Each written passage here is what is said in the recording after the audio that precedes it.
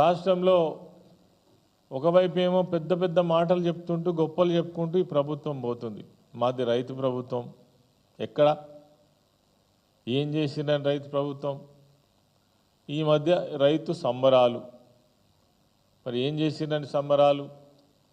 ఒదికేమో రైతులు మొర్రో అని మొత్తుకుంటున్నారు. మీరు చెప్పినటువంటి ఏ ఒక్క వాగ్దానం అమలు కాక ఇక అమలు చేస్తారనే నమ్మకం కూడా కోల్పోతున్నారు.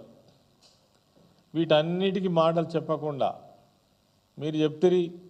ఇప్పటికే పదే పదే మేము మా నాయకులందరూ చెప్తున్నారు, పత్రికలు రాస్తున్నాయి.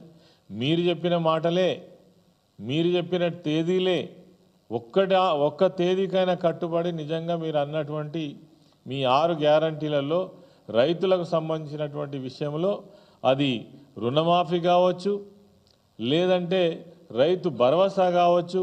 రైతు భరోసాలో మీరు చెప్పినటువంటి విధంగా ఇంకా మీరు గొప్పగా చెప్పినారు.